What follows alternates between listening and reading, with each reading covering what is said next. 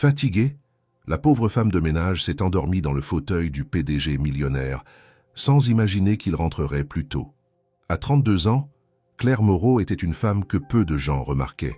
Son uniforme bleu marine, ses cheveux tirés en un chignon pratique et ses gestes précis la rendaient presque invisible au cœur de l'un des immeubles les plus luxueux du quartier d'affaires de la Défense, à Paris. Chaque nuit, tandis que la ville s'endormait ou s'étourdissait sous les néons, elle enfilait ses gants en latex, attrapait sa trousse de nettoyage et montait silencieusement étage après étage. Peu de voix, peu de regards, juste des couloirs vides, des ascenseurs sans écho et l'odeur caractéristique du désinfectant. Claire n'avait pas toujours vécu dans l'ombre. Plus jeune, elle rêvait de devenir bibliothécaire, entourée de livres et de silences choisis. Mais la maladie de sa mère, diagnostiquée quand elle avait à peine 20 ans, avait tout renversé. Depuis, les rêves étaient redevenus secondaires. Elle vivait dans un petit appartement modeste à Argenteuil, en banlieue parisienne, où chaque matin, vers 8 heures, elle posait ses clés sans bruit, retirait ses chaussures pour ne pas réveiller sa mère et s'asseyait quelques minutes avant de s'endormir sans même manger. Malgré l'épuisement, Claire n'était jamais en retard. Jamais. Son arrivée à 22 heures tapante dans le hall vitré du siège de Lefebvre Technologies était presque rituelle. Les agents de sécurité la saluaient d'un léger signe de tête, admiratif sans le dire de sa constance et de sa discrétion. Elle ne posait jamais de questions. Elle n'entrait jamais dans les conversations. Elle nettoyait, avec soin, avec méthode. Chaque nuit, elle effaçait les traces de journées bruyantes, de décisions importantes et de réunions interminables. Puis elle disparaissait, comme si elle n'avait jamais été là. Ce soir-là, pourtant, quelque chose était différent. Le vent s'engouffrait entre les tours, sifflant dans les fissures des fenêtres. Une fatigue plus profonde que d'habitude pesait sur ses épaules. Elle avait passé la journée à l'hôpital, la mère de Claire ayant subi une crise respiratoire soudaine. Elle avait tenu bon, retenant ses larmes, parlant doucement au médecin, puis s'était préparée comme toujours pour sa tournée de nettoyage, mais chaque pas lui semblait plus lourd. Vers 4 heures du matin, après avoir désinfecté les bureaux du département de marketing et vidé les corbeilles du service juridique, Claire monta au dernier étage. Le silence y était encore plus dense, l'étage exécutif, là où même les cadres intermédiaires n'osaient monter sans rendez-vous. Là où travaillait l'homme qu'elle n'avait jamais vu en chair et en os, Julien Lefebvre, fondateur et PDG de l'entreprise. La porte de son bureau était entr'ouverte. Claire y entra prudemment.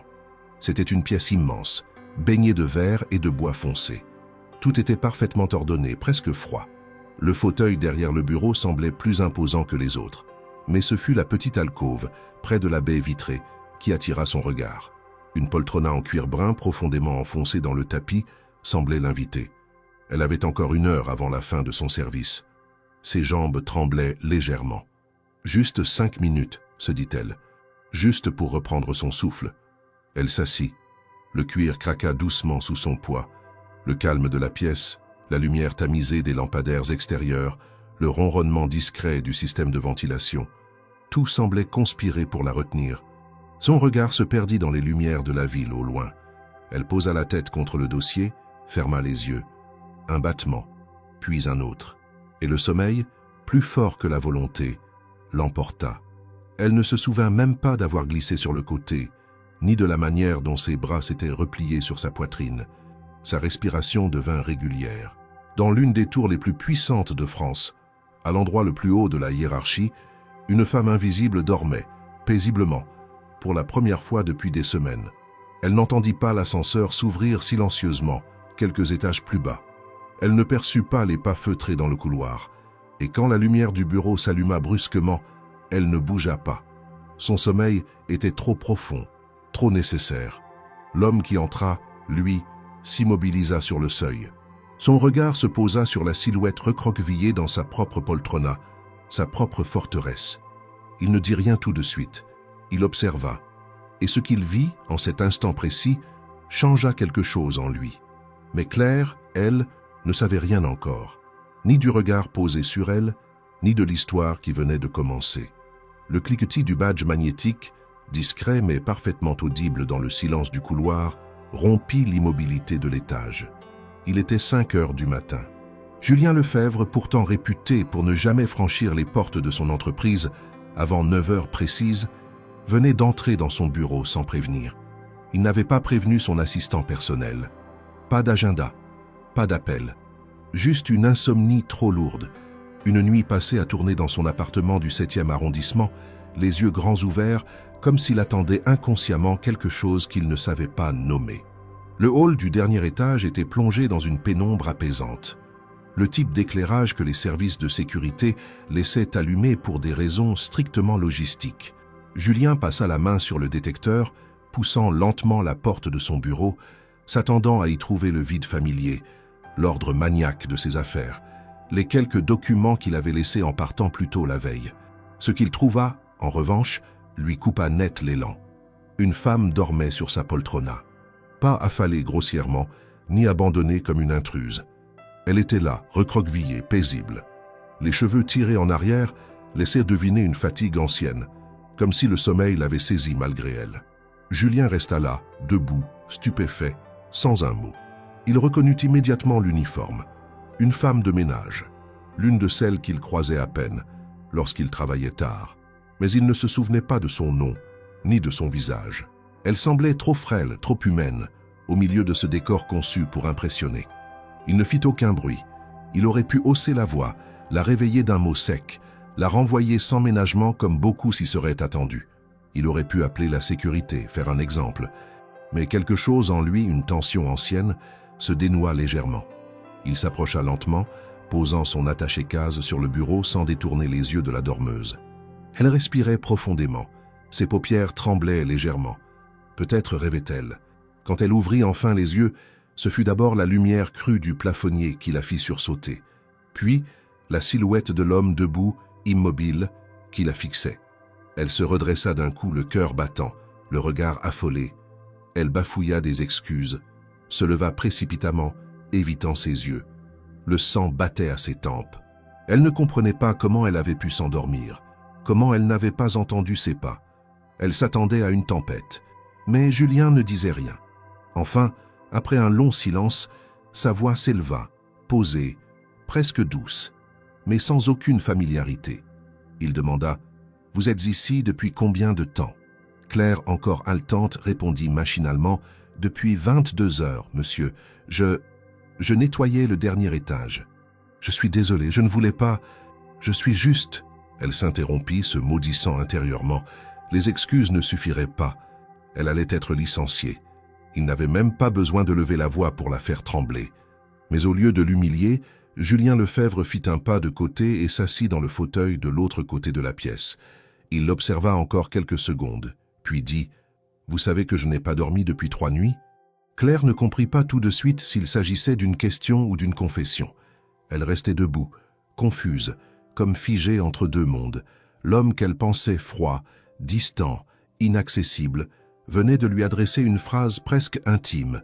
Il poursuivit « J'ai quitté ce bureau hier soir vers 21 heures.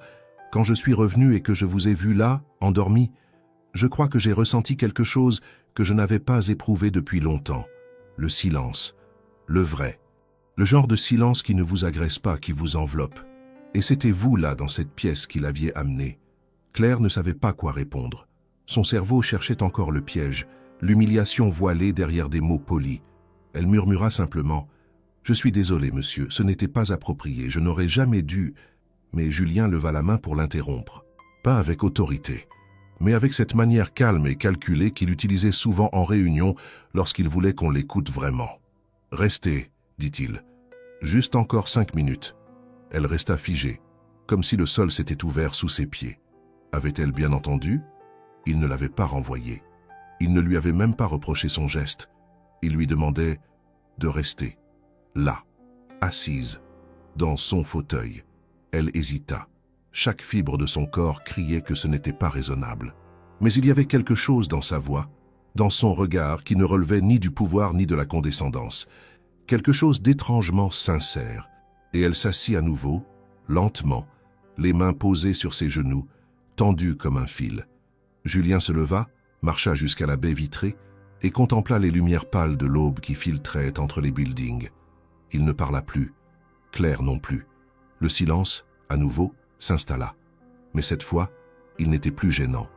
Il était habité, fragile, d'une douceur inattendue. Lorsque l'horloge indiqua 5h30, Claire se leva. Elle reprit son chariot de nettoyage sans un mot. Mais avant de quitter la pièce, elle se retourna. Julien n'avait pas bougé. Il fixait l'horizon avec cette concentration qui semblait hors du temps. Elle dit doucement « Bonne journée, monsieur Lefebvre » et sortit. Ce qu'elle ignorait, en refermant doucement la porte derrière elle, c'était que cet instant, celui où il avait choisi de ne rien dire, où elle avait choisi de rester, venait de fissurer une routine millimétrée, un quotidien réglé à la seconde près. Et dans cette fissure, quelque chose imperceptiblement commençait à se former. Le lendemain, Claire se rendit à son poste avec une nervosité qu'elle n'avait jamais connue. Depuis qu'elle avait franchi pour la première fois les portes de Lefebvre Technologies, elle n'avait jamais attiré l'attention. Elle se fondait dans le décor, nettoyait dans l'ombre, laissait chaque étage dans un état impeccable et partait avant que la ville ne se réveille. Mais cette nuit-là, le souvenir de Julien Lefebvre debout près de la baie vitrée, lui demandant de rester, occupait toutes ses pensées. Elle se repassait la scène encore et encore, tentant de comprendre son comportement. Il n'avait pas crié, il ne l'avait pas humilié, il ne l'avait même pas réprimandé. Il lui avait parlé, presque comme à une égale. Son pas était plus hésitant en entrant dans le hall principal. Elle salua d'un hochement de tête le veilleur de nuit, qui lui rendit son salut sans remarquer son trouble. Elle prit l'ascenseur, monta jusqu'au dernier étage comme à son habitude, le chariot glissant silencieusement devant elle. Rien ne semblait avoir changé. Le bureau de Julien était fermé comme toujours. Elle reprit son travail avec un mélange de concentration et de tension, guettant à chaque instant le bruit d'une porte qui s'ouvre, d'un pas inattendu dans le couloir. Mais rien ne vint. Pas cette nuit-là, ni la suivante. Ce fut au 3e jour que tout bascula de nouveau. Elle venait à peine de terminer la salle de conférence, rangeant les chaises autour de la grande table ovale, lorsqu'elle entendit la voix qu'elle redoutait autant qu'elle espérait. « Vous avez toujours la même précision. Même les marques de doigts sur le verre ont disparu. » Elle se retourna vivement. Julien se tenait là, appuyé contre l'encadrement de la porte, vêtu d'un manteau sombre encore mouillé par la bruine de l'aube. Il avait les cheveux en désordre, les traits tirés comme s'il n'avait pas dormi de nouveau, mais son regard était clair, inquisiteur, mais pas dur. Claire serra les mains sur la poignée du balai. Elle aurait voulu disparaître dans le plancher. « Je ne voulais pas. Je pensais que vous ne viendriez plus si tôt. » Julien esquissa un sourire presque imperceptible. « Je n'avais pas prévu de venir non plus.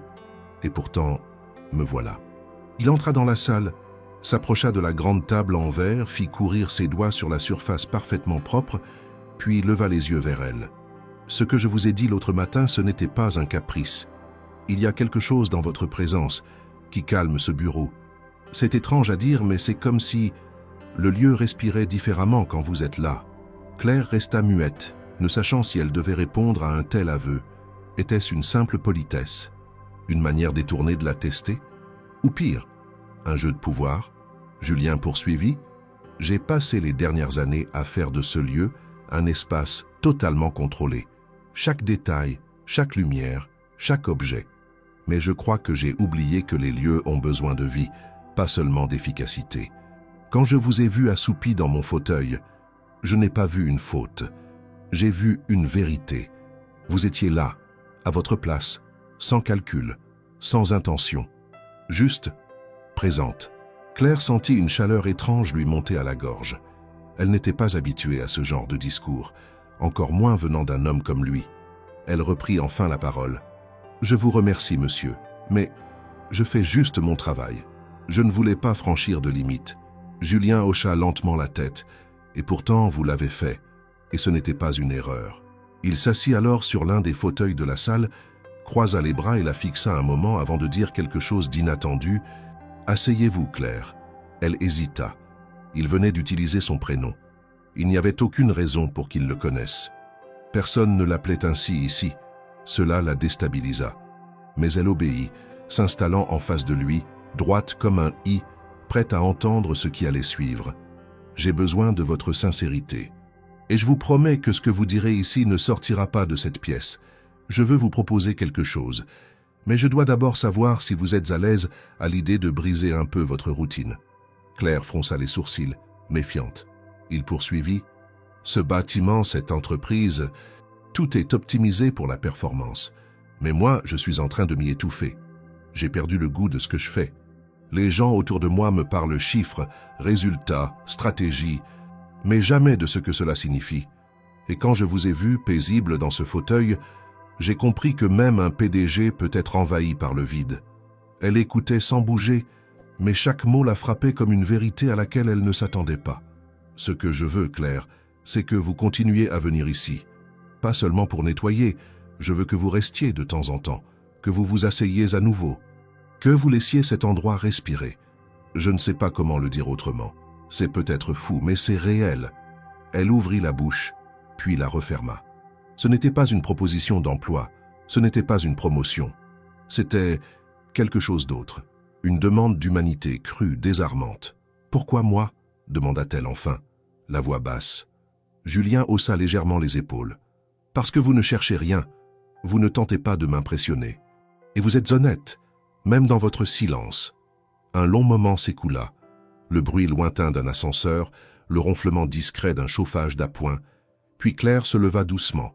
« Je ne suis pas sûre de ce que vous attendez de moi, monsieur Lefebvre, mais si vous avez vraiment besoin que quelqu'un reste ici quelques minutes, alors je peux le faire, à condition que ce soit clair. » Julien se leva à son tour, le regard plus serein. « Ce sera clair, aussi longtemps que vous le souhaiterez. » Et sur ces mots, elle quitta la pièce, le cœur en vrac, l'esprit rempli d'un écho étrange. Ce n'était pas une nuit comme les autres, ce ne serait plus jamais comme avant. Les jours qui suivirent cette conversation improbable marquèrent un tournant discret, mais profond dans la routine de Claire Moreau. Elle poursuivait son travail comme toujours, avec la même rigueur, la même précision, mais quelque chose avait changé. Ce changement ne venait pas de ses gestes, ni de ses horaires. Il venait de cette attente silencieuse qu'elle portait désormais en elle. Une anticipation douce, subtile, presque imperceptible, mais bien réelle. Elle ne savait jamais si Julien Lefebvre allait apparaître ou non. Il n'avait rien promis, ni établi de rituel, mais il venait, de plus en plus souvent, à des heures de plus en plus précoces. Dès la 2e semaine, Julien commença à se présenter vers 4h30 du matin. Il arrivait sans bruit, parfois encore vêtu de son manteau sombre, avec des cernes visibles sous les yeux. Il ne disait rien immédiatement. Il s'asseyait dans un coin du bureau ou de la salle de réunion, observait Claire terminer son travail et n'interrompait jamais son rythme. Lorsqu'elle avait fini, il lui adressait un simple « bonsoir » ou un hochement de tête. Puis, ils s'asseyaient, l'un en face de l'autre. Aucun d'eux ne semblait pressé. Aucun d'eux ne savait vraiment ce qu'ils faisaient là ensemble, à cette heure-là. Mais ils y étaient, et cela suffisait. Leurs premiers échanges restèrent polis, presque mécaniques. Julien lui parlait parfois des absurdités des réunions de direction, des idées qu'on lui présentait comme révolutionnaires, mais qui ne faisaient que recycler l'ancien sous une nouvelle forme. Claire l'écoutait, opinait, mais parlait peu d'elle-même. Il ne posait pas de questions indiscrètes. Il semblait respecter son silence.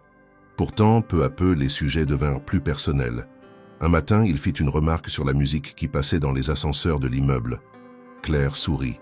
Elle avoua qu'elle la trouvait insupportable, surtout cette vieille version instrumentale de « Ne me quitte pas », qui revenait en boucle tous les 2 jours. Julien éclata de rire, un vrai rire, presque surpris de lui-même. « J'ai toujours cru que j'étais le seul à la détester », dit-il en secouant la tête. « Non », répondit-elle. « Elle me donne envie de fuir l'ascenseur en marche. » À partir de ce jour, une complicité fragile naquit entre eux. Ils commencèrent à évoquer les choses les plus inattendues, les cafés automatiques trop amers, les romans qu'ils avaient lus adolescents, les chansons françaises oubliées que personne n'écoutait plus. Julien parla un matin d'un vieux vinyle de Barbara qu'il avait retrouvé chez sa grand-mère, et Claire, presque émue, répondit qu'elle connaissait chaque mot de « Dis, quand reviendras-tu » Julien la regarda alors plus longuement que d'habitude. Il n'ajouta rien, mais quelque chose dans son expression s'était adouci. Les silences entre eux devinrent moins lourds. Ils n'étaient plus gênants, mais pleins de nuances. Parfois, ils se contentaient d'être là, dans la même pièce, sans rien dire. Il suffisait d'un regard, d'un infime mouvement de tête, pour que l'un comprenne ce que l'autre voulait dire. Il n'y avait pas de flirt évident, ni de gestes déplacés. Tout était contenu, maîtrisé. Mais dans ce contrôle, il y avait une tension qui ne faisait que croître. Claire, de son côté, se surprenait à attendre ces moments. Sa journée tournait autour de cette fenêtre invisible entre 4h et 5h30 du matin où elle devenait autre chose qu'une femme de ménage. Elle ne comprenait pas ce qui se jouait exactement. Elle ne voulait pas se faire d'illusions. Elle connaissait trop bien la distance entre leurs mondes. Mais Julien, lorsqu'il lui parlait, ne regardait ni son uniforme, ni ses chaussures usées. Il la regardait, elle, comme si elle comptait. Un matin, alors qu'elle s'occupait de nettoyer la salle du conseil, elle le vit entrer avec un dossier à la main. Il semblait préoccupé. Elle se redressa instinctivement, prête à sortir pour ne pas déranger, mais il lui fit signe de rester. Il posa le dossier, s'assit dans un des fauteuils et resta silencieux. Claire continua son travail, concentrée, balayant les traces de doigts sur la surface vitrée de la table. Puis, sans lever les yeux, Julien murmura « Vous croyez que c'est possible de changer radicalement de vie à 38 ans ?» Elle s'arrêta un instant, surprise par la question. « Je crois que c'est possible à n'importe quel âge, si on le veut vraiment, répondit-elle. Et si on ne sait pas ce qu'on veut, alors il faut commencer par écouter ce qu'on ne veut plus. » Il la regarda longuement, sans rien ajouter. Cette nuit-là, il resta plus longtemps que d'habitude. Lorsqu'il partit, Claire resta seule quelques instants, assise dans le fauteuil qu'il venait de quitter. Elle posa les mains sur la coudoir, ferma les yeux et laissa le silence s'installer. Ce fut à ce moment qu'elle comprit qu'ils n'étaient plus seulement deux inconnus partageant une heure perdue. Quelque chose, dans le rythme de leur rencontre, dans le poids de leur silence et la sincérité de leurs mots, avait commencé à prendre forme. Rien n'était encore dit clairement, mais les regards, eux, parlaient. Et ils disaient bien plus que ce que chacun aurait osé formuler à voix haute. Une pluie fine tambourinait doucement contre les grandes vitres du dernier étage lorsque Claire, fidèle à son horaire, entra dans la salle de réunion principale. Elle connaissait chaque recoin de cette pièce, la table ovale impeccable, les fauteuils en cuir soigneusement alignés, les écrans muraux, et même les prises dissimulées sous les panneaux de bois clair. Tout y respirait l'ordre et la précision, reflet parfait de la culture de Lefebvre Technologies. Pourtant, ce matin-là, quelque chose semblait déplacé. Elle s'agenouilla pour ramasser un stylo oublié sous l'un des sièges, et ses yeux furent attirés par un léger interstice au bas d'un meuble de rangement intégré au mur. Une petite trappe, à peine visible, s'était entr'ouverte comme poussée par une main distraite ou une rafale de vent malicieuse. Par curiosité, elle glissa les doigts sous le panneau et découvrit une sorte de compartiment secret, ou du moins un espace rarement ouvert. À l'intérieur, enveloppé dans un vieux tissu de lin, se trouvait un cadre de taille moyenne. Elle hésita, jetant un regard discret vers la porte fermée, puis sortit l'objet avec précaution. En dépliant la toile, elle découvrit un tableau inachevé, une peinture au coup de pinceau délicat mais volontairement interrompue. Ce n'était pas une photographie, ni une œuvre moderne. C'était un portrait doux, presque intimiste, représentant une femme assise, les mains croisées sur les genoux, le regard tourné vers quelque chose hors champ. Le visage n'était pas complètement terminé, mais ce qui était peint suffisait à provoquer un choc silencieux chez Claire. La ressemblance avec elle était troublante. Elle resta figée, le tableau entre les mains, le cœur battant plus vite. Ce n'était pas un simple hasard. Elle reconnaissait la courbe des sourcils, la forme du menton, l'angle du regard. Ce n'était pas exactement elle, mais c'était suffisant pour perturber profondément. Qui avait peint cela? Pourquoi le cacher ici, dans ce lieu si calculé, si parfaitement contrôlé? C'est à ce moment précis que la porte s'ouvrit sans prévenir. Julien entra, l'air concentré, un dossier sous le bras. En relevant les yeux, il s'arrêta net, en voyant Claire avec le tableau entre les mains. Un silence tendu s'abattit instantanément sur la pièce. Elle eut le réflexe de reposer le cadre avec précaution sur la table, comme si elle venait d'être prise en flagrant délit. Il s'avança lentement, posa son dossier sans un mot et contempla la peinture sans la toucher. Claire, mal à l'aise, murmura « Je suis désolée, je ne voulais pas fouiller. » Julien secoua la tête, presque imperceptiblement. « Vous ne l'avez pas volée. Vous l'avez simplement trouvée. Ce n'est pas la même chose. » Il resta debout, les mains dans les poches, le regard perdu dans l'image de la femme partiellement peinte. Un long moment passa. Puis il déclara d'une voix calme mais ferme, « Ce n'est pas ce que vous pensez. » Claire ne savait pas vraiment ce qu'elle pensait. Elle avait 1000 questions en tête, mais aucune ne trouvait le chemin vers sa bouche. Le ton de Julien était sans agressivité, mais chargé de quelque chose de plus difficile à définir. Une retenue, une douleur peut-être. « Qui est-ce » demanda-t-elle finalement. Julien mit du temps à répondre. Il tira une chaise et s'assit lentement comme si le poids de la réponse l'obligeait à s'ancrer physiquement. « C'est un portrait que j'ai commencé à peindre il y a longtemps, très longtemps, et je ne l'ai jamais terminé. »« Elle vous ressemble » répondit Claire, puis se reprit aussitôt. « Enfin, je veux dire, elle me ressemble. »« Je sais, c'est pour ça que je l'ai cachée. » La confession tomba comme un galet dans l'eau calme. Claire restait debout, droite, sans comprendre le sens profond de ces mots. Julien leva enfin les yeux vers elle, avec un mélange de franchise et de fatigue. « Vous ne comprenez pas, je sais, et je ne peux pas vraiment vous expliquer. Pas maintenant. Ce tableau, ce qu'il représente, c'est lié à une époque que je ne peux pas rouvrir comme un simple dossier d'entreprise. » Il se leva à son tour, s'approcha du tableau et le recouvrit doucement du tissu de lin. Claire suivit ses gestes, presque hypnotisée. Julien n'était plus le PDG distant et méthodique qu'elle avait connu par réputation. Il semblait différent, comme fissuré de l'intérieur, mais d'une manière qui le rendait étrangement humain. « Je ne voulais pas que vous le trouviez, dit-il, mais je ne suis pas fâché que ce soit vous qui l'ayez vu. » Claire ne répondit pas. Il y avait trop de choses dans l'air entre eux à cet instant. Des soupçons, des souvenirs qu'elle ne possédait pas, et cette image peinte qui restait gravée dans son esprit. Julien reprit son dossier, posa une main brève sur le dossier de la chaise, comme pour marquer un point final, et dit simplement « Ce n'est pas ce que vous pensez, mais un jour peut-être je vous expliquerai. » Et il sortit, laissant Claire seule avec le tableau désormais recouvert et 1000 questions sans réponse.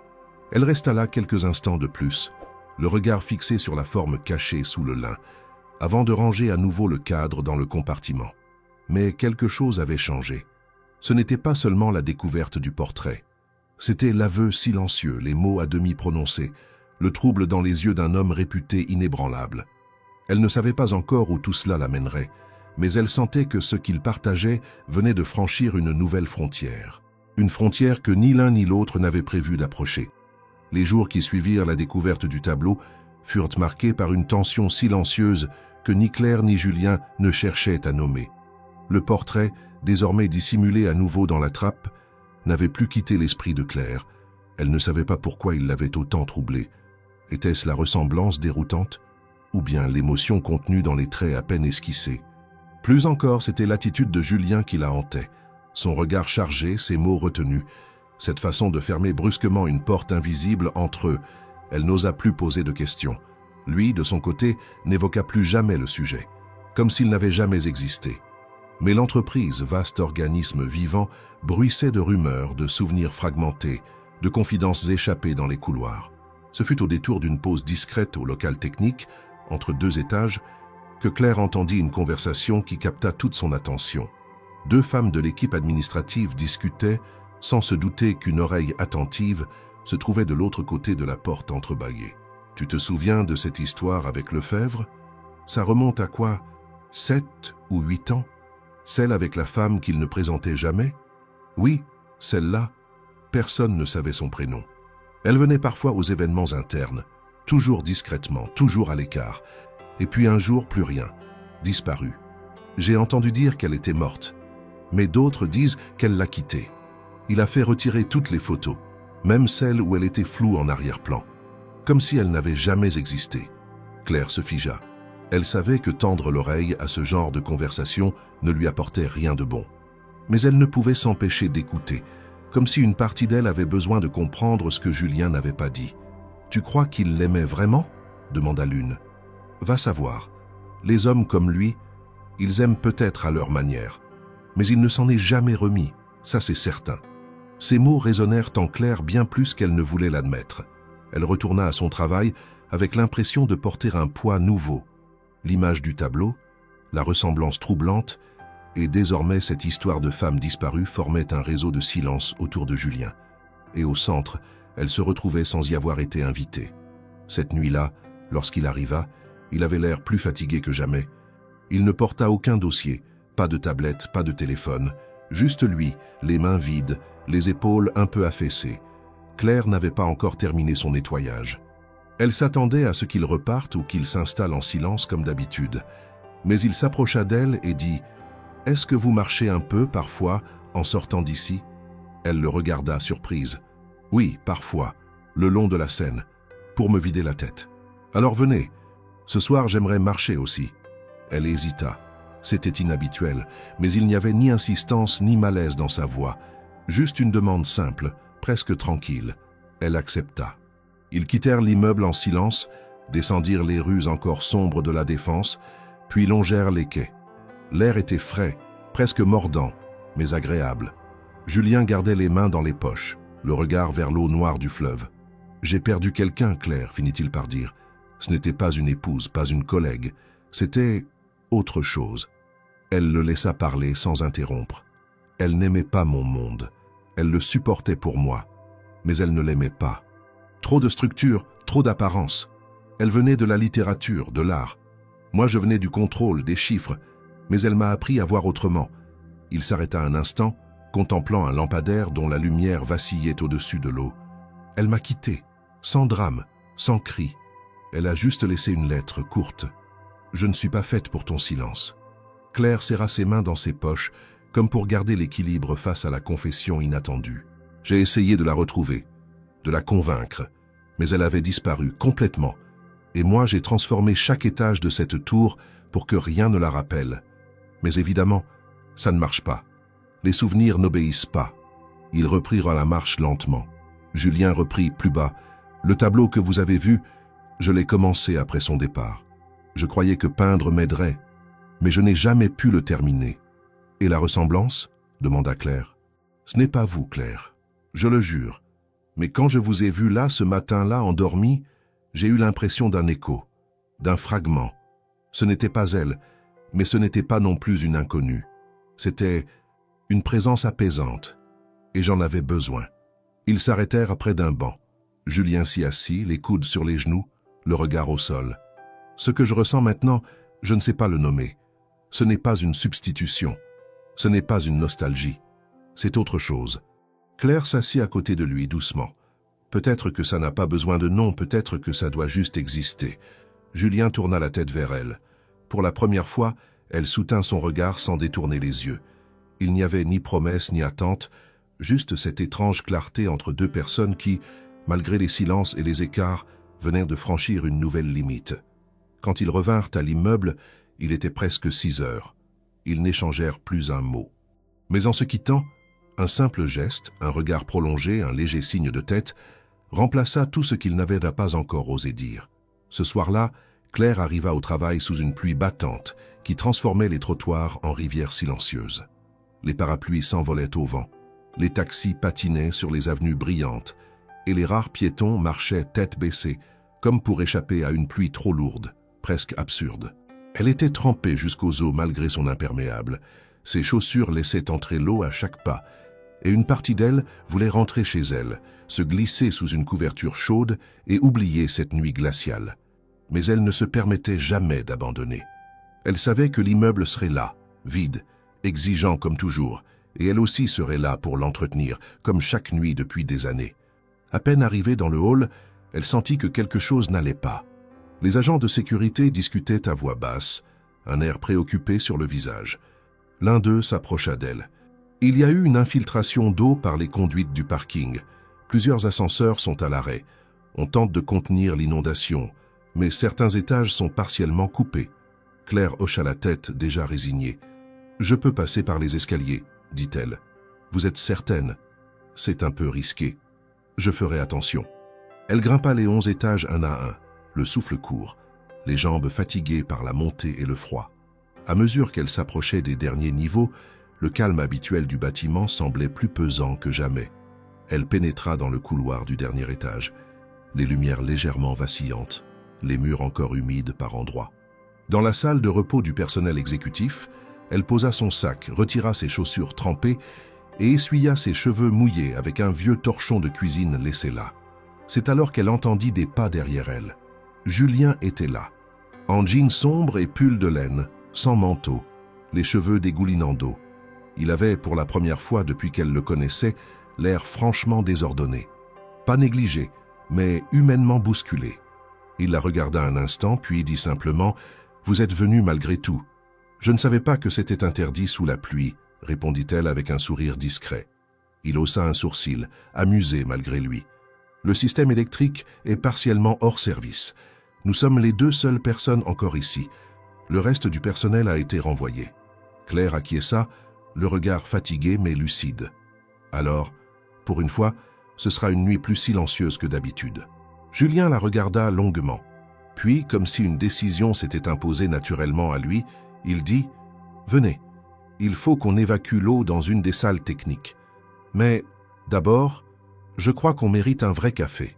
Un vrai, pas celui de la machine. » Elle le suivit jusqu'à une petite cuisine réservée au comité exécutif. Là, il fit chauffer de l'eau, ouvrit une boîte de café moulu qu'il gardait personnellement dans un placard en hauteur et prépara 2 tasses avec un soin inattendu. Ils burent en silence, adossés au plan de travail, regardant la pluie frapper les vitres comme si le ciel lui-même se vidait sur Paris. Puis, sans qu'ils s'en rendent compte, la conversation s'engagea. D'abord sur des banalités, le goût du café, les interruptions de courant, l'inondation dans le parking. Mais très vite, leurs voix glissèrent vers d'autres souvenirs. Claire parla de son enfance dans un quartier populaire de Gennevilliers, de son père absent, de sa mère tombée malade trop tôt, de ses rêves d'études avortés pour travailler. Julien, à son tour, raconta ses débuts dans la finance, les années de solitude, les premiers millions gagnés sans vraiment comprendre à quoi ils serviraient. Ils rirent doucement de certaines coïncidences, des hasards absurdes de la vie. Il confessa ne pas savoir cuisiner autre chose que des œufs brouillés. Elle avoua avoir un talent insoupçonné pour les imitations de voix. Il la défia de lui montrer. Elle le fit. Il éclata de rire. Un vrai rire, profond, relâché, qui brisa la distance entre eux plus sûrement que n'importe quelle confidence. Vers 3 heures du matin, ils décidèrent de dîner, ou plutôt de bricoler quelque chose avec ce qu'ils avaient trouvé dans le frigo du personnel. 2 morceaux de fromage, un reste de quiche, quelques fruits, du pain sec qu'ils réchauffèrent. Ils mangèrent à même la table de réunion, avec des serviettes en papier, les pieds nus de Claire posés sur le bord du fauteuil, les chaussettes de Julien accrochées à une chaise pour sécher. Le temps s'était suspendu. La pluie dehors continuait, battante, mais ils n'y prêtaient plus attention. Ils parlaient, ils écoutaient, ils se découvraient, sans chercher à impressionner, sans rien projeter. Claire lui dit ce qu'elle ne disait à personne, la peur de finir sa vie invisible. L'angoisse de ne jamais être vue autrement qu'à travers son uniforme. Il l'écouta sans la couper, avec une attention rare. Puis il lui dit ce que personne ne lui avait jamais dit, qu'elle avait une présence qui changeait l'air autour d'elle, qu'il s'en était rendu compte le jour même où elle s'était endormie dans son fauteuil. Elle ne sut pas quoi répondre. Il ne lui demanda rien. Il ne chercha pas à la toucher, ni à franchir une limite. Mais dans leur regard, une autre vérité prenait forme plus puissante que tous les gestes retenus.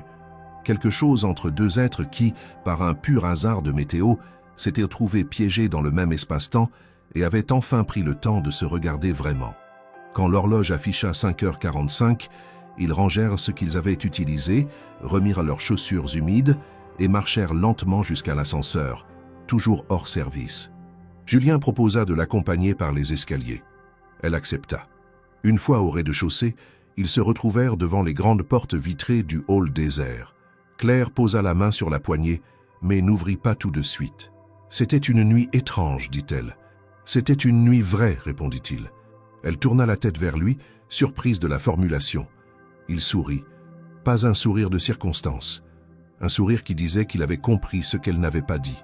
Elle sortit, la pluie s'étant calmée, et marcha dans la ville encore endormie. Pour la première fois depuis longtemps, elle n'était pas pressée de rentrer. Le retour à la routine fut plus difficile que Claire ne l'avait anticipé. Après cette nuit suspendue dans le temps, rythmée par la pluie, le rire et une intimité inattendue, les jours suivants parurent étrangement fades. Le quotidien reprit sa place, avec ses horaires fixes, ses tâches répétitives, ses couloirs silencieux. Julien, fidèle à son habitude nouvelle, réapparut dans les premiers instants du matin, mais quelque chose avait changé. Ils parlaient moins.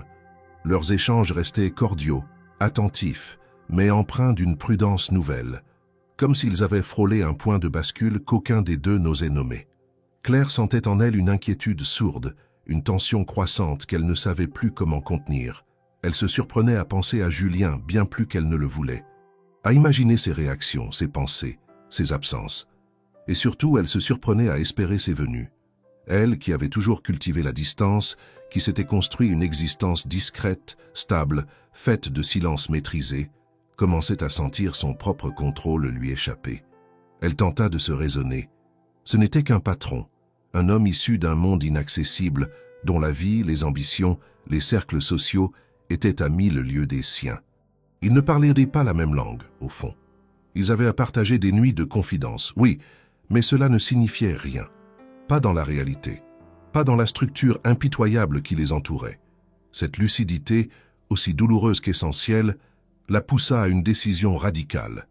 Un matin, après avoir terminé son service et croisé brièvement Julien, qui ne lui avait adressé qu'un simple salut de tête, Claire rédigea un courrier au service des ressources humaines. Une demande de transfert, discrète, sans justification sentimentale, simplement motivée par la volonté de changer de secteur.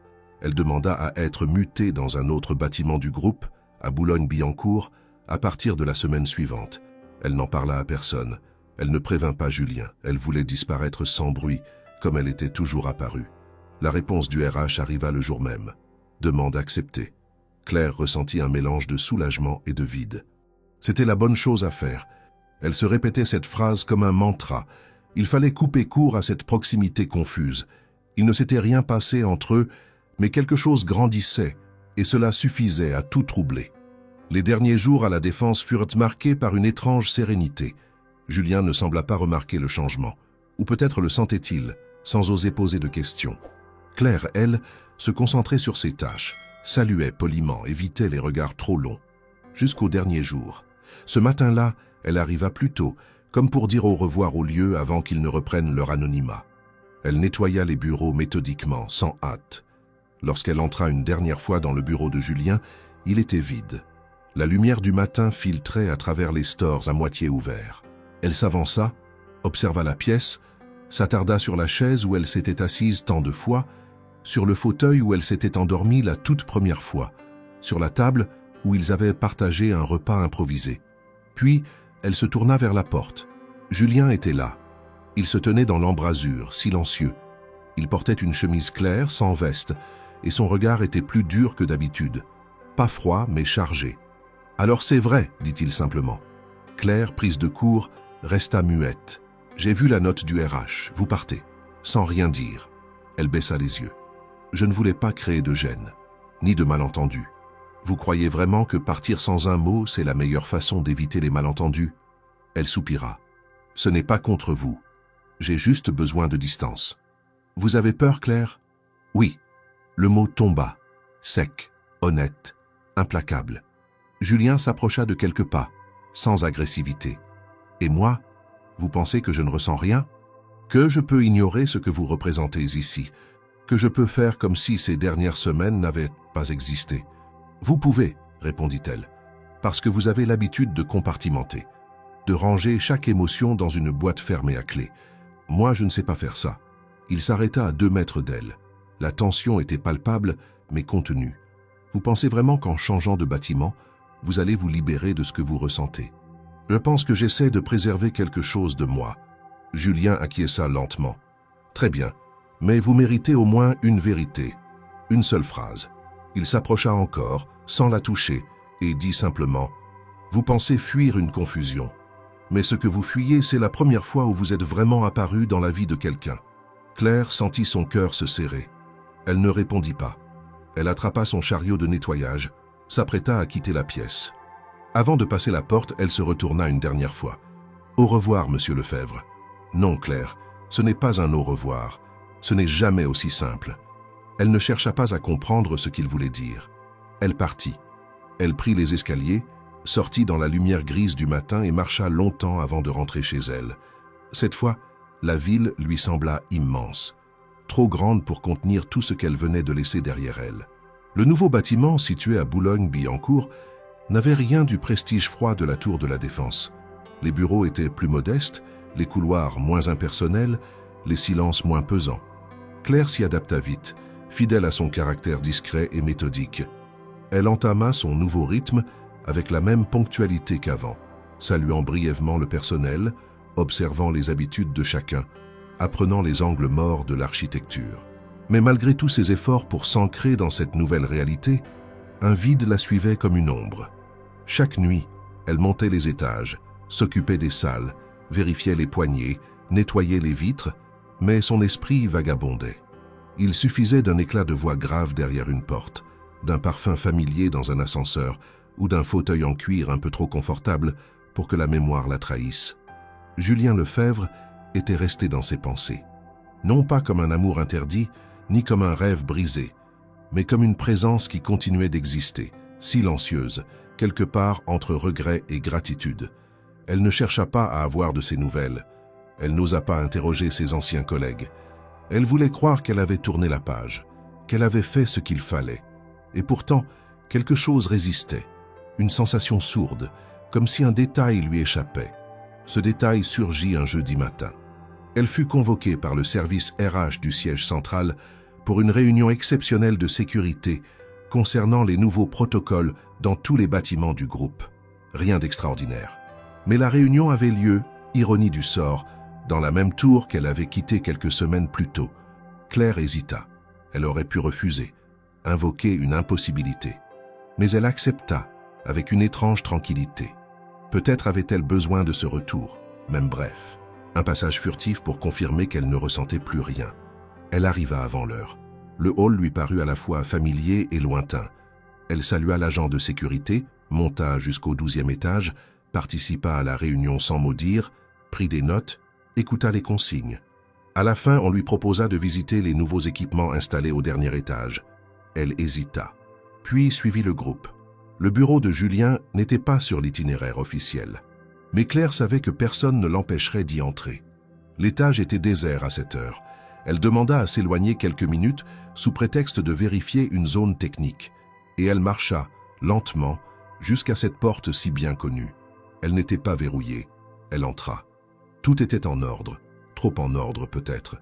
Le bureau n'avait pas changé, les livres, les cadres, les stores mi-clos, la lumière douce qui entrait par la vitre. Elle avança, effleura du bout des doigts le coin du bureau, regarda la chaise vide derrière laquelle Julien se tenait souvent debout. Elle fit quelques pas vers la bibliothèque. Un classeur était entrouvert. Elle voulut le refermer. Mais son regard fut attiré par une enveloppe déposée seule, sans nom visible, simplement posée là, face contre le bois. Elle hésita, puis la retourna. Son prénom y était inscrit, d'une écriture fine, penchée, qu'elle n'avait jamais vue jusque-là mais qu'elle reconnut immédiatement. Elle resta là quelques secondes, à fixer son nom. Puis elle ouvrit l'enveloppe. La lettre était courte, mais dense. « Claire, je n'ai pas trouvé les mots pendant que vous étiez encore là. Peut-être parce que je ne savais pas lesquels seraient à la hauteur. Peut-être parce que j'ai toujours su mieux diriger des entreprises que regarder les gens dans les yeux quand il fallait dire l'essentiel. Vous avez laissé un vide dans ce bureau. Pas un vide bruyant, mais un silence qui m'accompagne chaque matin. Vous êtes entré dans ma vie comme on entre dans une pièce oubliée depuis longtemps, doucement, sans faire de bruit. Et pourtant, tout a changé. Je n'étais pas prêt quand vous êtes apparu, pas prêt à ce que quelque chose soit vrai, pas prêt à sentir que mon monde, si bien rangé, avait besoin d'un désordre humain. Mais maintenant, je n'ai plus de doute. Je n'attends rien. Je ne réclame rien. Je voulais juste que vous sachiez. Julien. Claire relut la lettre 3 fois. Elle sentit un souffle court dans sa poitrine. Ce n'était pas une déclaration romantique. Ce n'était pas une demande. C'était un aveu nu, sincère, sans détour. Et cela lui serra le cœur. Car elle savait qu'au fond d'elle, elle avait attendu cette lettre, même sans se l'avouer. Mais à présent qu'elle l'avait entre les mains, elle ne savait pas quoi en faire. Elle la replia avec soin, la remit dans son enveloppe et la glissa dans son sac. Elle sortit du bureau comme elle y était entrée, en silence. Elle croisa 2 collègues dans l'ascenseur, mais ne dit rien. Elle descendit les marches du hall, sortit dans la rue, sentit l'air frais de Paris sur son visage. Pendant tout le trajet du retour, elle resta absorbée. Une part d'elle brûlait de répondre. Une autre, plus ancienne, lui disait de se taire. Elle rentra chez elle, s'assit sur le canapé, relut encore une fois la lettre, puis, sans un mot, elle la rangea dans une boîte en carton sous un tas de papiers personnels. Ce soir-là, elle ne dormit presque pas. Le lendemain, elle reprit le travail comme si de rien n'était. Mais dans ses gestes, dans son regard, quelque chose avait changé. Non pas un espoir, mais une attente différente. Car même si elle n'avait pas encore répondu à Julien, elle savait désormais que le silence n'était plus une frontière. Il était devenu une invitation. Le rythme de Claire reprit sa cadence régulière, mais tout en elle était désaccordé. La lettre de Julien, soigneusement rangée dans une boîte au fond de son placard, revenait à sa mémoire à chaque détour du quotidien. Elle continuait de travailler avec la même rigueur, respectait ses horaires, saluait poliment ses collègues, nettoyait les bureaux avec la même précision, mais ses pensées étaient ailleurs. Chaque nuit, quand elle rentrait, elle s'asseyait quelques minutes face à cette boîte fermée, se demandant si elle devait l'ouvrir encore, si elle devait écrire une réponse, ou si le silence restait sa meilleure protection. Elle n'avait parlé à personne de la lettre. Pas à sa mère, dont la santé se stabilisait. Pas à ses collègues. Pas même à elle-même dans ses monologues intérieurs qui l'avaient si souvent aidée à mettre de l'ordre dans ses émotions. Ce qu'elle ressentait ne trouvait pas de nom clair. Ce n'était pas de la peur ni du rejet. C'était une sorte de suspens, un moment suspendu, comme une respiration retenue trop longtemps. Elle n'arrivait ni à rompre le fil, ni à le remonter. Julien, de son côté, était devenu un sujet d'absence. Les rares collègues encore en contact avec le siège central évoquaient une atmosphère étrange autour de lui. Moins de réunions en présentiel, une distance marquée avec ses associés, une réorganisation silencieuse de ses apparitions. Il continuait à diriger, à trancher, à décider, mais il ne parlait plus aux gens comme avant. Les couloirs de la Défense, autrefois animés par sa présence, s'étaient tus. Il ne passait plus le matin. Il évitait le dernier étage quand il le pouvait. Ceux qui le connaissaient disaient que son regard avait changé. Toujours perçant, toujours lucide, mais désormais chargé d'une fatigue invisible. Claire imaginait ces couloirs qu'elle avait tant nettoyés, désormais habités par un homme qui ne savait plus à quoi se raccrocher. Elle ne cherchait pas à se donner de l'importance dans cette absence. Elle savait que Julien portait ses propres silences, ses blessures enfouies. Mais quelque part, elle sentait qu'elle en faisait partie, qu'elle avait laissé une empreinte là où elle ne voulait pas en laisser. Un soir, en rentrant chez elle, elle reçut un appel du siège. Une voix administrative, polie, lui annonça que ses anciens dossiers de sécurité nécessitaient une mise à jour, et que, si elle le souhaitait, elle pouvait passer les récupérer en personne ou autoriser qu'on les lui envoie. Elle demanda qu'on les lui prépare et dit qu'elle passerait elle-même. Un prétexte sans doute, mais elle ne pouvait pas s'en empêcher. Le jour venu, elle se rendit au siège plus tard que prévu, espérant éviter les regards. Elle monta jusqu'à l'accueil administratif, signa les documents, reçut une enveloppe scellée. Elle n'avait pas prévu de rester. Elle descendit par les escaliers, mais en passant par le 5e étage, ses pas ralentirent. Elle s'arrêta, juste un instant. Elle savait que c'était absurde, qu'elle n'avait rien à y faire. Et pourtant, elle se retrouva devant la porte vitrée du bureau de Julien, fermée. Mais à travers le verre, elle le vit, assis à son bureau, seul, la tête entre les mains. Il n'avait pas bougé. Il ne regardait aucun écran. Il semblait simplement figé. Elle ne frappa pas. Elle ne fit rien. Elle resta là une poignée de secondes, puis s'éloigna. Ce soir-là, en rentrant chez elle, elle ouvrit la boîte, relut la lettre, puis, sans s'en rendre compte, prit un cahier vierge, un stylo et écrivit quelques mots. Pas une réponse, pas une déclaration, juste une pensée simple. Le silence n'efface rien. Il attend. Elle ne l'envoya pas. Elle ne signa même pas. Mais elle sentit que quelque chose en elle avait bougé. Pendant plusieurs semaines, le temps parut s'étirer. Paris poursuivait sa course indifférente. Les nuits devenaient plus longues, les matins plus froids. Et entre deux mondes, deux êtres continuaient d'exister sans se croiser. Claire, malgré tout, avançait. Elle prenait soin de sa mère, appelait parfois une amie de jeunesse, tentait de retrouver une vie normale. Mais la normalité n'avait plus la même saveur. Le souvenir de Julien n'était pas une obsession. Il était une ligne de fond, un écho dans tout ce qu'elle faisait. Elle ne l'attendait pas. Elle ne l'idéalisait pas. Elle constatait simplement qu'il restait là. Julien, quant à lui, ne fit aucune tentative de contact. Pas de message, pas de lettres supplémentaires, comme s'il respectait la distance imposée, Ou peut-être, comme Claire, n'avait-il plus les mots, mais ceux qui le croisaient parlaient encore de lui à voix basse. Certains disaient qu'il avait changé de rythme, qu'il venait plus tard, qu'il partait plus tôt. D'autres disaient qu'il passait plus de temps à observer qu'à parler. Il semblait moins pressé, moins tranchant. Comme s'il cherchait à comprendre quelque chose qu'il n'avait pas encore saisi. Et pendant ce temps-là, les jours passaient. Claire continua de remplir ses fonctions. Elle refusait les mutations proposées à l'étranger. Elle restait là, dans ce quartier un peu plus calme, un peu plus humain, mais où tout lui semblait secondaire. Elle se disait qu'elle finirait par s'habituer, par oublier. Mais l'oubli n'arrivait pas. Un soir, en nettoyant un bureau du dernier étage du bâtiment de Boulogne, elle tomba sur un livre laissé sur une table basse, un recueil de poèmes de Paul Éluard. Elle le prit, le feuilleta, et au hasard des pages, elle lut une phrase soulignée à l'encre bleue « Il n'y a pas d'amour possible sans vérité ». Elle resta longtemps devant cette phrase, puis reposa le livre, remit en place les coussins du canapé et quitta la pièce. Elle savait que le silence ne durerait pas éternellement. Mais elle ignorait encore comment, ni quand, il serait brisé. Le mois de mai s'installait lentement sur Paris, avec ses lumières douces et ses fins de journée allongées. Les rues de Montmartre étaient particulièrement animées, comme à chaque printemps. Claire n'aimait pas spécialement les foules, mais ce samedi-là, elle s'y était rendue presque machinalement, poussée par l'envie de sortir de sa routine. Une amie lui avait parlé d'une exposition d'art installée dans une petite galerie au fond d'une impasse, organisée par des artistes émergents. L'entrée était libre, les toiles accrochées sur des murs irréguliers, le sol en pierre encore humide des pluies de la veille. Claire entra sans grande attente. Elle déambulait lentement, observant les œuvres sans trop s'attarder. Il y avait des collages, des peintures abstraites, des portraits au fusain, des installations minimalistes. Tout était modeste, sincère. Elle s'apprêtait à sortir lorsqu'une toile, au fond de la dernière salle, attira son regard. Elle s'arrêta net. Le tableau, de format moyen, représentait une femme assise, les mains posées sur ses cuisses, le regard tourné légèrement vers la gauche. La lumière sur son visage était douce, presque dorée. Les détails étaient subtils, les traits précis, mais sans excès.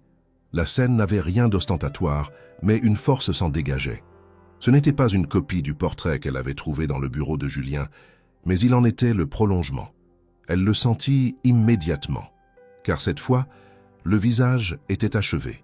Chaque courbe, chaque nuance de regard, c'était elle, indéniablement elle. Claire sentit un frisson lui parcourir l'échine. Le tableau était signé, mais pas du nom de Julien Lefebvre. Un pseudonyme discret, à peine lisible.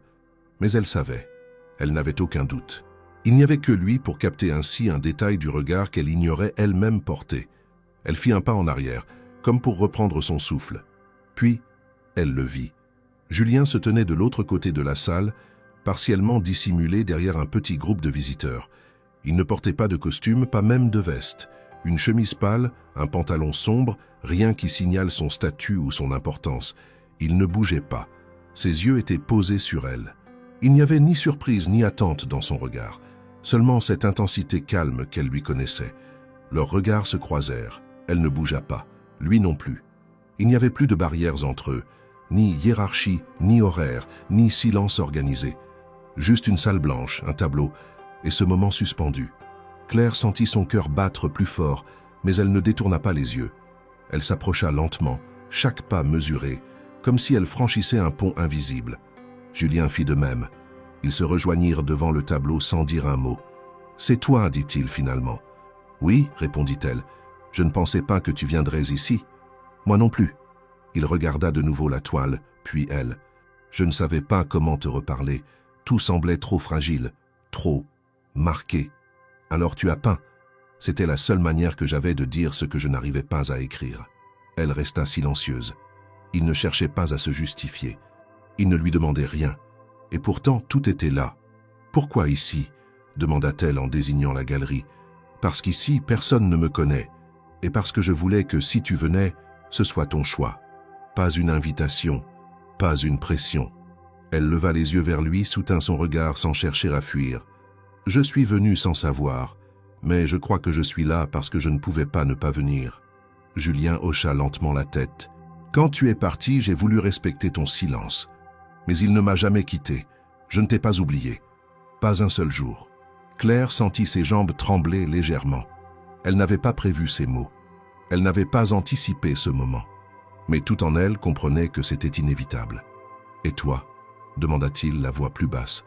Elle prit une longue inspiration. « Je t'ai laissé une place. Même sans t'écrire, même sans parler. Une place que personne d'autre n'a occupée. » Ils restèrent là devant la toile quelques minutes encore. La galerie se remplissait doucement. Les visiteurs passaient, jetaient un œil, s'éloignaient. Mais autour d'eux, tout semblait figé. « Tu veux qu'on sorte d'ici ?» demanda-t-il. « Oui. » Ils quittèrent la galerie ensemble, côte à côte. Ils ne se touchaient pas.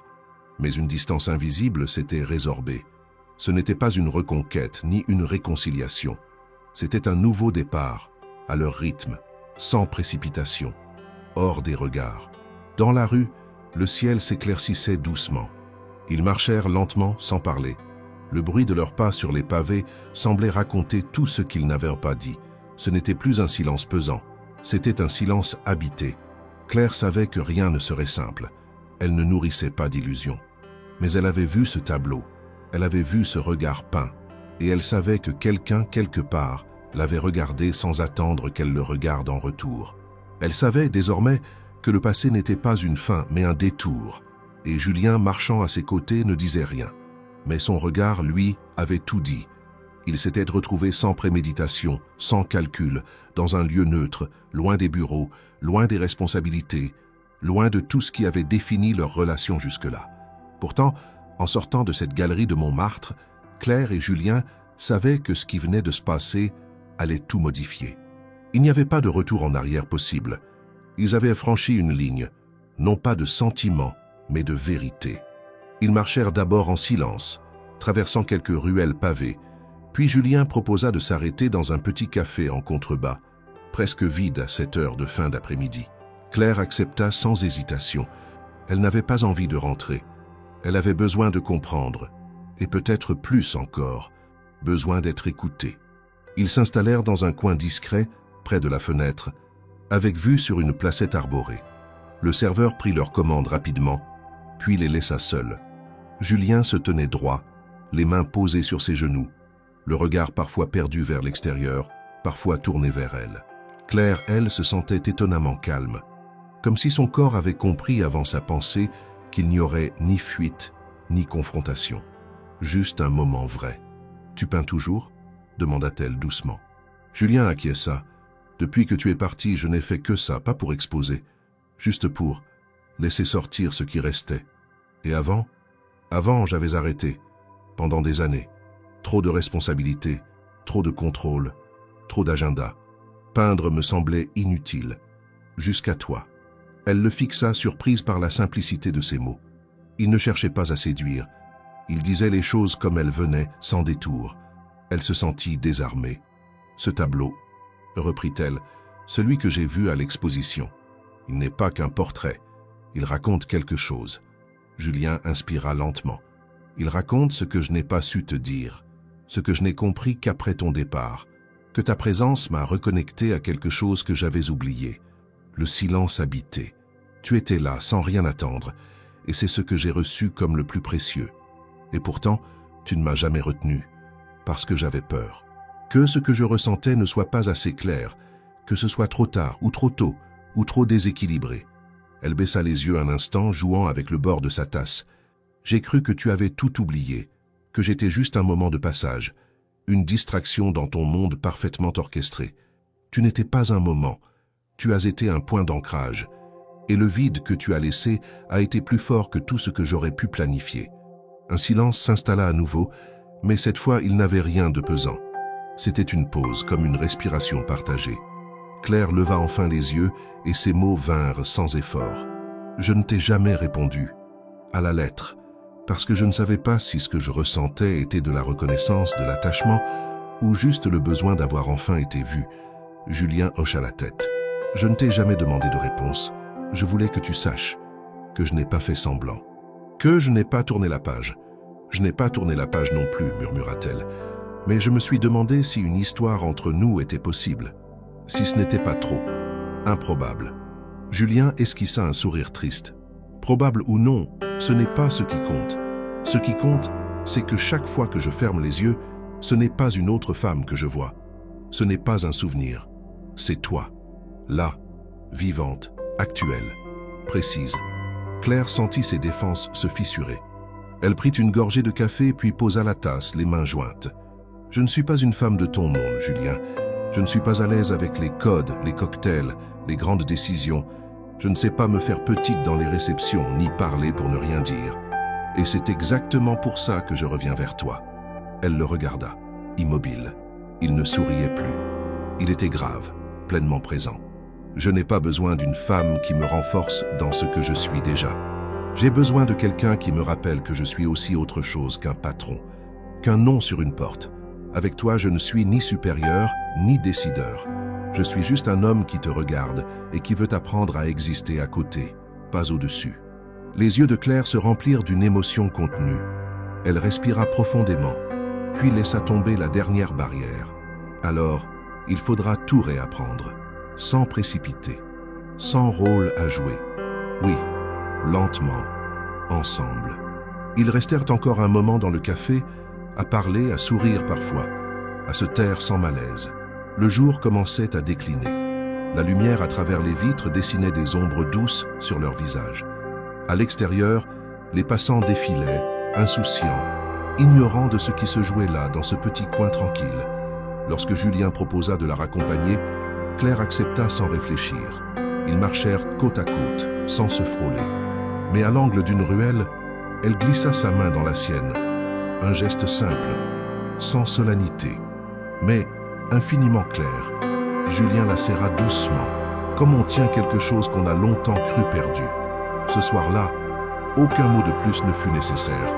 Le hall de la Tour Lefèvre n'avait pas changé. Ah, le marbre brillait toujours sous les spots intégrés au plafond. Les plantes vertes impeccablement entretenues bordèrent le chemin jusqu'aux ascenseurs, et le mur d'écran diffusait encore des images de projets internationaux, de chiffres de croissance, de campagnes de communication léchées. Pourtant, ce matin-là, une chose était fondamentalement différente. Claire ne tenait plus de chariot de nettoyage entre les mains. Elle ne portait pas d'uniforme. Elle ne marchait pas avec cette discrétion maîtrisée de celle qu'on ne doit pas remarquer. Ce jour-là, elle entra comme invitée.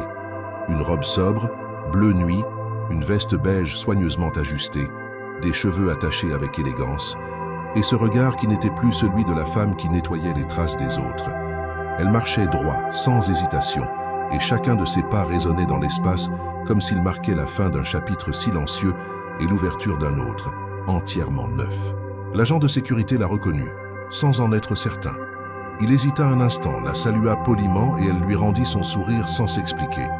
Il n'y avait plus besoin d'explication. À l'étage supérieur, tout était prêt pour la conférence de presse annuelle de Lefèvre Technologies. Les équipes de communication, les journalistes spécialisés, les partenaires du groupe et les représentants d'associations attendaient l'ouverture des portes de l'auditorium. Sur le programme officiel, un nom avait attiré quelques regards, Claire Moreau, directrice du projet social Femmes en Futur. Aucun poste précédent n'était mentionné. Juste un titre clair et la promesse d'un discours en clôture. Julien Lefèvre, fidèle à lui-même, arriva sans fanfare. Il monta sur scène à l'heure exacte. Pas de long discours d'introduction. Il remercia les invités, présenta les avancées de l'année, les nouvelles branches de l'entreprise, les collaborations en cours. Puis, au moment de parler des engagements sociaux du groupe, il s'interrompit, regarda la salle et déclara « Depuis plusieurs années, nous avons mis en place un programme d'accompagnement destiné aux femmes issues de milieux modestes, visant à leur offrir des opportunités concrètes de formation et d'emploi dans le secteur technologique. Mais aujourd'hui, ce programme entre dans une nouvelle phase. Et pour la diriger, j'ai choisi une personne dont la présence ici dépasse toute compétence technique. Une femme qui incarne par son parcours ce que signifie réellement briser les barrières invisibles. Il fit un signe discret vers l'entrée de la scène. Claire apparut, sobre, droite, assurée. Elle avança sous les regards, sous les murmures étonnés. Certains l'avaient croisée sans jamais la regarder. D'autres, qui l'avaient ignorée, cherchaient à comprendre ce qu'ils avaient manqué. Elle prit place à côté de Julien. Il s'effaça d'un pas, la laissant seule face au public. « Je ne suis pas née dans ce monde », commença-t-elle. « Je n'ai pas grandi avec l'idée que je pourrais un jour parler ici, devant vous, avec un titre officiel, une fonction stratégique. Pendant des années, j'ai travaillé la nuit, dans le silence, à effacer les traces de ceux qui prenaient les décisions. J'étais invisible, mais j'ai toujours observé, j'ai toujours écouté. Et un jour, quelqu'un m'a regardé. Pas comme une tâche à corriger, pas comme un nom sur un badge, mais comme une personne. Ce regard a changé le cours des choses. Elle parla de l'importance de la dignité, du respect, de l'égalité d'accès à l'éducation. Elle présenta les axes du projet, les prochaines formations, les collaborations avec les centres sociaux et les écoles techniques. Mais à travers chaque mot, transparaissait une force tranquille. Elle ne cherchait pas à impressionner, elle témoignait.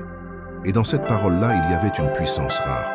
À la fin de son discours, un silence inhabituel envahit la salle. Pas de réaction immédiate. Puis, progressivement, les applaudissements commencèrent. D'abord timides, puis plus assurés, jusqu'à devenir une ovation entière. Claire remercia d'un simple hochement de tête et quitta la scène. Julien la rejoignit en coulisses. Il ne dit rien. Il posa simplement une main sur son bras, avec cette retenue qu'elle connaissait si bien. Elle se tourna vers lui et dans son regard, il lut l'évidence. Ils n'avaient donc plus rien à prouver. Le reste de la journée fut marqué par les félicitations, les contacts échangés, les promesses de partenariat. Claire s'y prêta avec professionnalisme. Elle savait que ce n'était pas un aboutissement, mais un commencement. Elle ne voulait pas devenir une exception. Elle voulait ouvrir la voie. En fin d'après-midi, une petite réception fut organisée dans l'une des salles panoramiques du dernier étage. Claire y arriva en dernier. Julien l'attendait, un verre d'eau à la main, entouré de quelques invités. Lorsqu'elle entra, il s'approcha, s'adressa à elle non comme à une collègue, ni comme à une subordonnée, mais comme à une partenaire. « Ce n'est pas un monde facile, dit-il. »« Je ne cherche pas la facilité, répondit-elle. » Ils s'éloignèrent un peu du groupe, vers les grandes baies vitrées. Paris s'étendait devant eux, immense, vibrante, presque paisible. Claire s'appuya légèrement contre la rambarde. « Tu te souviens de la première fois que je suis entrée ici ? » ?»« Oui, tu dormais dans mon fauteuil. Je ne savais pas que tout allait commencer à ce moment-là. Moi non plus. » Il se tourna vers elle. Cette fois, il prit sa main sans hésiter. « Merci d'avoir été plus forte que mon silence. Merci de m'avoir regardé. » Ils restèrent là un moment sans mots inutiles, juste cette évidence entre eux, ce qu'ils avaient construit n'était pas né d'un coup de foudre, ni d'un hasard romanesque, mais d'une succession de choix, de gestes retenus, de silences écoutés. Ce jour-là, Claire n'était plus la femme de l'ombre. Elle n'était pas non plus un symbole, elle était simplement à sa place. Et dans ce bâtiment qu'elle avait tant de fois traversé sans être vue, elle marchait désormais non comme une passante, mais comme une femme que l'on attendait. Fatiguée,